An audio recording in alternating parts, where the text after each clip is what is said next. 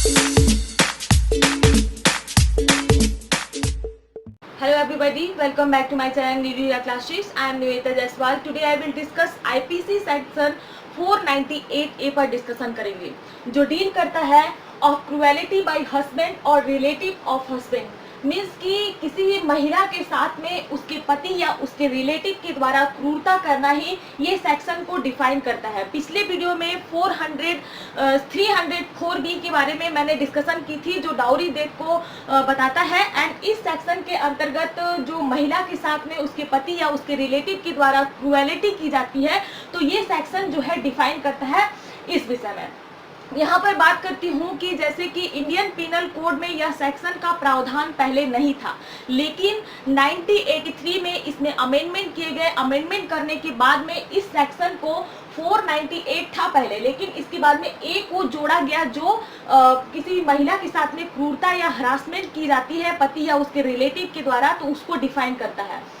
अब यहाँ पर एक डायग्राम आप देख रहे होंगे। डायग्राम में एक स्त्री आपको दिख रही होगी। स्त्री के साथ में जैसे कि उसकी शादी हो जाती है और शादी हो जाने के बाद में उसके पति या उसके रिलेटिव, पति के रिलेटिव के द्वारा उसको क्या किया जाता है कि उसको मारा पीटा जाता है, उसके साथ में क्रूरता की जाती है। किस चीज़ के लिए? हो सकता है दहेज के लिए, या फिर हो सकता है कुछ ऐसी परिस्थिति के लिए कि जिसकी वजह से वह महिला जो है अपने आप को आत्महत्या कर लेती है, या फिर हम कह सकते हैं कि वह महिला जो है खुद को आग लगा लेती है, या फिर उसके पति या फिर उसके रिश्तेदारों के द्वारा क्या किया जाता है कि उसको आग लगा दिया जाता है। तो यहाँ पर आप एक एक छोटी छोटी बारीकियों को समझेंगे कि जैसे कि उसके हस्बैंड और रिलेटिव के द्वारा अगर उसको उत्प्रेरित या फिर क्रूरता किया जाता है, किस चीज के लिए? दहेज के लिए।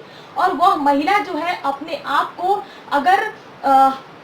को अगर आत्मदाह कर लेती है या आत्महत्या कर लेती है, तो यहाँ पर 300 आईपीसी के सेक्शन 306 के अंतर्गत इन्हें अबेटमेंट ऑफ जो आत्महत्या के दुष्प्रेरण के लिए इन्हें दोषी माना जाएगा।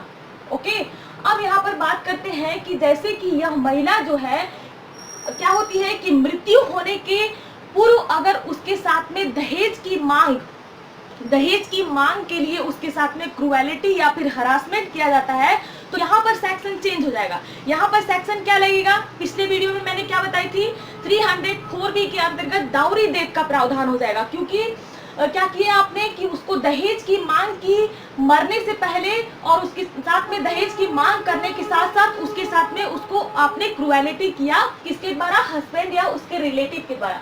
अब यहाँ पर बात करते हैं कि रिलेटिव के अंतर्गत कौन कौन आते हैं।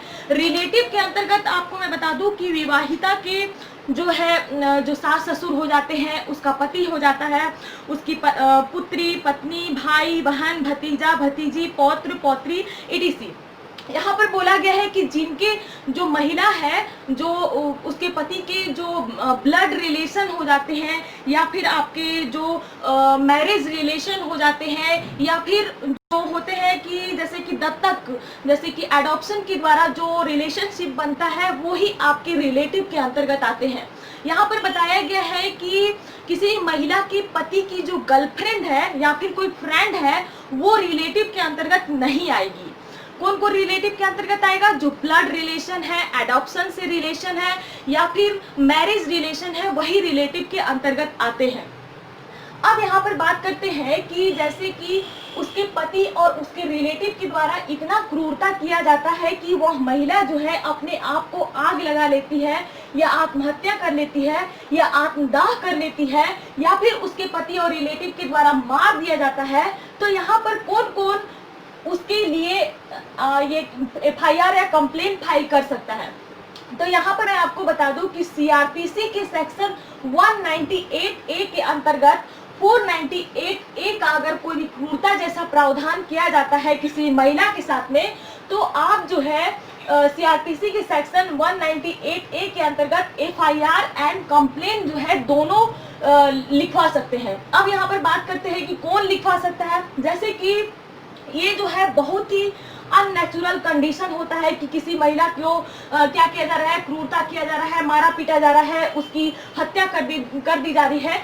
तो पूरी फैमिली मीन्स कि स्त्री को जो जिसको हार्म पहुंचा है, जिसके साथ में क्रूरता की गई है, उसकी फैमिली में उसके माता पिता हो जाते हैं, लड़की के भाई बहन हो जाते हैं, वो लोग जाके रिपोर्ट लिखा सकते हैं, एफआईआर दर्ज करा सकते हैं, कंप्लेन करा सकते हैं, या फिर उस स्त्री के फ्रेंड भी कंप्लेन लिखा सकते हैं या एफआईआर करा सकते हैं, या फिर उसके नेबर, यहाँ तक कि पड़ोसी को भी इस ये जो कंडीशन है, ये जो आपका सेक्शन है, इसके अंतर्गत कोई पड़ोसी भी एफआईआर या कंप्लेन फाइल कर सकता है कि इस घर में जो है एक महिला के साथ में क्रूएलिटी की जा रही है, इस महिला के साथ में हरासमेंट किया जा रहा है, इस महिला को जो है आत्महत्या करने पर मजबूर कर दिया गया। तो यहाँ पर फैमिली भी ये एफआईआर दर्ज करा सकता है, कंप्लेन करा सकता है, फ्रेंड भी एंड आपके नेबर्स भी, मीन्स पड़ोसी भी इस स्त्री के लिए कंप्लेन या एफआईआर फाइल कर सकते हैं।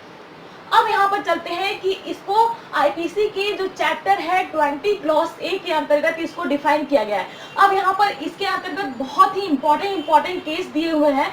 यहाँ आपको इस केसेस को समझना इसीलिए जरूरी है क्योंकि केसेस से क्या हो जाता है कि कौन कौन से चीज कहाँ से आई है, या फिर कौन कौन से चीजों के अंतर्गत, कौन कौन से केसेस के अंतर्गत जो सेक्शन है उसमें संशोधन किया गया है, अमेंडमेंट किया गया है, इसके अंतर्गत हम लोग समझेंगे।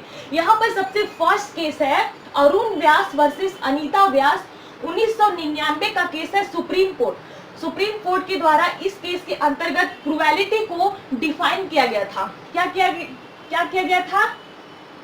क्रूएलिटी को डिफाइन किया गया था कि क्रूरता की क्या परिभाषा होती है। क्रूरता में इसकी महिला के साथ में आप अत्याचार कर रहे हैं, महिला के साथ में मारपीट कर रहे हैं, महिला के साथ में बहुत ही घटिया तरीके का व्यवहार किया जा रहा है, जिससे क्या होता है कि महिला जो है आत्महत्या के लिए उकसा जाती है, मीन्स की कह सकते हैं कि आप जो है उत्प्रेरित कर देते हैं उसको। अब यहाँ पर इसको इस केस के अंतर्गत क्या किया गया है? क्रूएलिटी को डिफाइन किया गया है। अब हम लोग सेकंड केस की तरफ चलते हैं। कालिया पेरूमल वर्सेस तमिलनाडु राज्य 2003 सुप्रीम कोर्ट। यहाँ पर देख रहे हैं मैंने सीक्वेंस में मैंने जितने भी केसेस है उसको लिखी हूँ, इसीलिए आप इसे नोट आउट करते जाएंगे क्योंकि ये बहुत ही इंपॉर्टेंट केसेस है कि क्या क्या इसके अंतर्गत अमेंडमेंट किए गए हैं।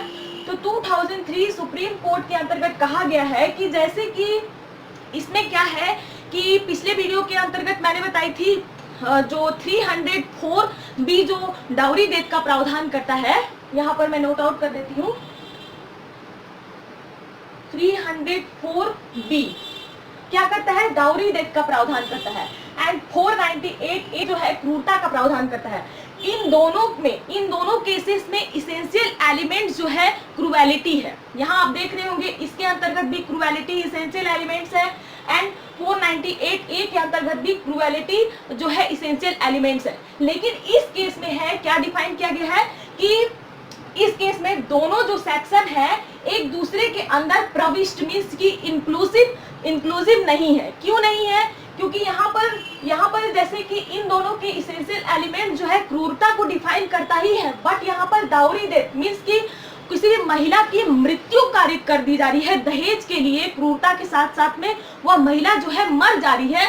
तो यहाँ पर 304 भी डिफरेंट हो जाता है। और यहाँ पे क्या बताया गया? 498 के अंतर्गत आपको जो है क्रूरता किया जा रहा है, आत्महत्या के लिए उत्प्रेरित किया जा रहा है, आप जो है मर नहीं जा रही हो। यहाँ पर क्या है? डाउरी डेथ हो जा रहा है, मीन्स की मृत्यु हो जा रही है किसी भी महिला की। इस केस में क्या है? इस सेक्शन में क्या है? किसी महिला के साथ में उसके पति या रिलेटिव के द्वारा क्रूरता किया जा रहा है। तो यहाँ पर इस जो केस है इसके अंतर्गत बोला गया है कि दोनों जो सेक्शन है एक दूसरे के अंतर्गत जो है प्रविष्ट नहीं है बल्कि डिफरेंट है। ओके, अब हम लोग चलते हैं थर्ड केस की तरफ जो डील करता है Sunil Kumar Sharma versus union of India 2005 supreme court. ये केस जो है बहुत ही इंपॉर्टेंट है क्योंकि इस केस के अंतर्गत जो 498 ए है उसको जो है क्या कहा गया? न्यू लीगल टेररिज्म कहा गया। क्योंकि इसके अंतर्गत क्या होता था कि कोई भी पुरुष जो है उसको क्या किया जाता था कि विदाउट एनी रीजन क्या करती थी कि छोटी छोटी लड़ाइयाँ होती थी, डायरेक्ट जो है एफआईआर चला जाता था, डायरेक्ट जो है पुलिस में कंप्लेंट कर दिया जाता था कि मेरे पति ने ये किया, मेरे पति ने वो किया। तो यहाँ पर झूठा गवाह, झूठे सबूत, झूठी एफआईआर, झूठी कंप्लेंट दर्ज कर दी जा रही थी, जिसके लिए यहाँ पर Sunil Kumar Sharma versus union of India के केस में बोला गया कि यह एक आतंकवाद जैसा, एक कानून के अंतर्गत आतंकवाद जैसा प्रवेश कर जा रहा है, मीन्स की न्यू लीगल टेररिज्म का नाम दिया गया इस केस के अंतर्गत। जो 498A जो सेक्शन है उसको कहा गया टेररिज्म। यहाँ पर जो केस है 4 सतीश कुमार वर्सेस हरियाणा राज्य 2006 सुप्रीम कोर्ट, यहाँ पर कहा गया कि कोई भी महिला के द्वारा, इस केस के अंतर्गत कहा गया कि कोई भी महिला के द्वारा क्रूरता का अपराध के लिए दुरुपयोग किया जा रहा है।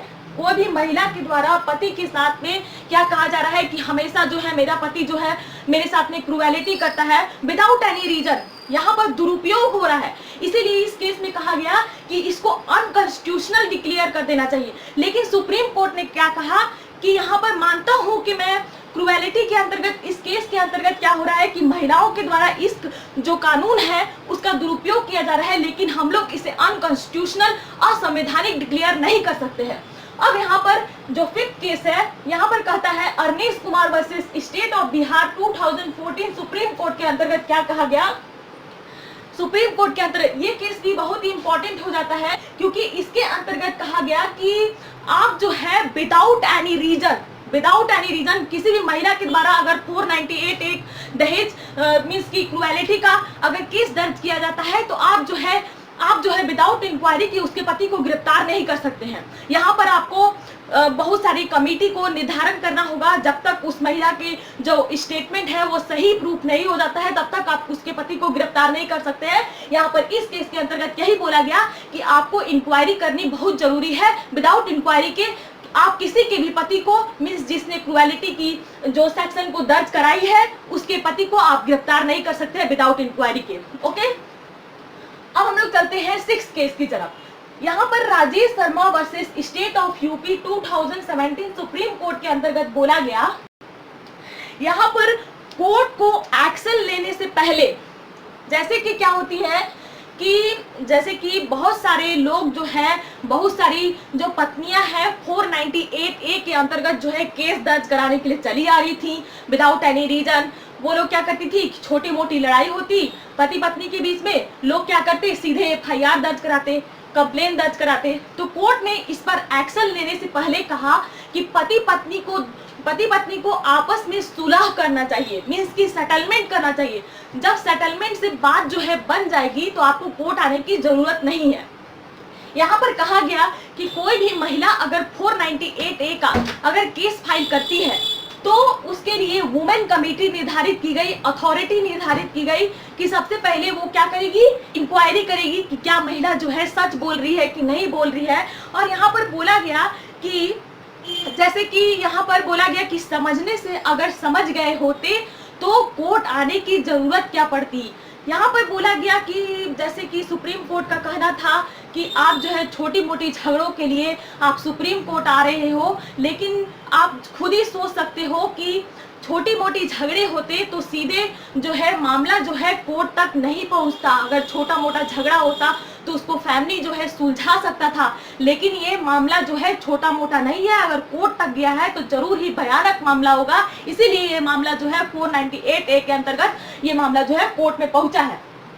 Rajesh Sharma versus state of UP के अंतर्गत कहा गया कि वुमेन कमेटी निर्धारित की जाएगी, अथॉरिटी निर्धारित की जाएगी जो इसके लिए आपके सेटलमेंट करने के लिए सोचेगी, मीन्स की जो कहा गया कि इंक्वायरी करेगी, सेटलमेंट करेगी। अब यहाँ पर जो 7th केस है social action forum for human rights of union of India 2018 के केस में कहा गया कि आप वुमेन कमेटी क्यों निर्धारित कर रहे हैं, आप अथॉरिटी क्यों निर्धारित कर रहे हैं, जब छोटी मोटी बात नहीं है।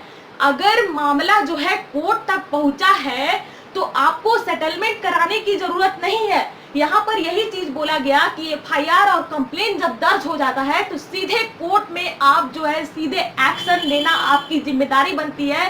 ये आपके मानव अधिकार जो फोरम है उसके अंतर्गत कहा गया 2018 के केस में कहा गया आप सीधे सेटलमेंट कराने की क्यों बोल रहे हैं, आप वुमेन कमेटी और अथॉरिटी से जांच करा के सीधे उस पुरुष को जेल के अंदर डालेंगे। अब यहाँ पर चलते हैं 8 केस की तरफ। ये अभी फिलहाल का केस है, आई थिंक मैं इसको रिसेंट के अंतर्गत देख रही थी। रानी नरसिम्हा शास्त्री वर्सेस रानी सुनीला 2020 सुप्रीम कोर्ट, इसमें कहा गया है कि किसी भी पति को 498A के अंतर्गत दोषी माना जाता है। अगर वह जो उसका पति है अगर बेल लेके वापस आता है तो वो इस बेसिस पे डाइवोर्स ले सकता है।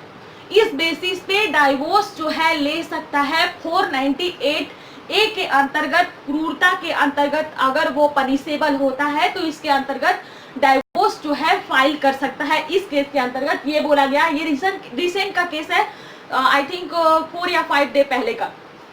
यहाँ पर बात करते हैं कि इस सेक्शन के अंतर्गत अगर आप पनिशेबल होते हैं तो 3 ईयर की जेल एंड फाइन का प्रावधान है।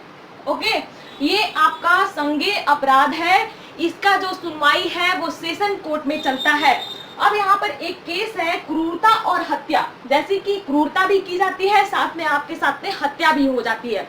फॉर एग्जाम्पल जैसे कि बलबीर सिंह वर्सेस पंजाब राज्य का केस है 2006 सुप्रीम कोर्ट के केस में क्या हुआ था, इस केस के अंतर्गत क्या हुआ था कि एक महिला जो है उसके साथ में उसकी शादी को 7 साल से एबव हो गए थे। जैसे कि दहेज मृत्यु के अंतर्गत क्या था कि 7 साल के अंदर किसी भी विवाहिता की मृत्यु जो है नॉर्मल सर्कमस्टांसेस में होती है तो उसके अंतर्गत 7 साल एवं जो आपका लाइफ इम्प्रिजनमेंट तक की सजा का प्रावधान है। लेकिन इसमें क्या था कि 7 साल से एबव हो गया था शादी को और उसके साथ में क्रूएलिटी की गई, मारपीट किया गया। और क्या किया गया इस केस के अंतर्गत मैं बता रही हूँ कि इस महिला के साथ में हरासमेंट किया गया, क्रूएलिटी की गई और साथ में उसको क्या किया गया कि एक रूम में बंद करके और बाहर से ताला लॉक करके और माचिस की तिल्ली से जला दिया गया ताकि उसे बाहर के लोग, पड़ोस के लोग उसे जो है बचाने के लिए ना आ सके। तो यहाँ पर 7 ईयर से एबव अगर आपकी शादी को हो चुकी है तो आप दाउरी देत के अंतर्गत नहीं जाएंगे। आप जो है सेक्शन 302 जो हत्या के पनिशमेंट को डील करता है, एज अ मर्डर ट्रीट किया जाएगा। एज अ मर्डर के अंतर्गत आपको पनिशमेंट दी जाएगी। यहाँ पर आपके साथ में क्या हुआ, सेक्शन 498A के अंतर्गत आपके पति, उसके हस्बैंड, जो उस महिला के पति है, उसके पति के जो रिलेटिव है, उसके अंतर्गत क्रूरता किया गया तो 498A लगेगा। एंड उसके साथ में मर्डर किया गया, मर्डर हुआ मीन्स कि उसको आग जला दिया गया और आग जला के इसके बाद में बाहर से लॉक कर दिया गया कि कोई भी व्यक्ति जो है उसे बचाने ना आ सके। तो यहाँ पर intention, knowledge and bodily injury जो है तीनों दिखाई दे रही है। ओके, और ऐसी जो सामान्य जो उपहति है, ऐसी उपहति कारित कर दी गई है कि मीन्स कि वह महिला जो है प्रकृति के सामान्य अनुक्रम में वह महिला जो है मर ही जाएगी तो ये आपका मर्डर हो जाएगा। मीन्स कि सेक्शन 302 इस जो केस है इसके अंतर्गत सेक्शन 302 एंड 498A के अंतर्गत उसे पनिशमेंट दिया गया। ओके, तो आज हम लोग ने क्रूएलिटी बाय हस्बैंड और रिलेटिव हस्बैंड के अंतर्गत एक एक पॉइंट को डिस्कशन कर दिया है एंड इसके अंतर्गत जो इम्पोर्टेंट केसेस थे उसको भी डिस्कशन कर लिया है। एंड आप जानते हैं कि मैं इतनी मेहनत करती हूँ तो कम से कम अप्रिशिएट करने के लिए मेरे वीडियो को लाइक करें। एंड अगर चैनल सब्सक्राइब नहीं किए होंगे तो आप जरूर चैनल को सब्सक्राइब कर लें। एंड कमेंट में कमेंट करें कि एक क्वेश्चन मैं पूछना चाहूँगी। क्वेश्चन ये है कि जैसे कि दाउरी देत के लिए कौन सा सेक्शन लगता है, दाउरी देत अगर किसी महिला के साथ में हो जाती है तो कौन सा सेक्शन लगता है, इसे मुझे कमेंट बॉक्स में कमेंट करके बताएंगे। एंड बताएंगे कि मैंने जो है इतनी मेहनत के लिए सफलता मिलती है कि नहीं मिलती है, मीन्स कि मैंने जो वीडियो बनाई है वो अच्छी है कि नहीं है। तो don't forget to subscribe my channel. Till then bye bye, thank you.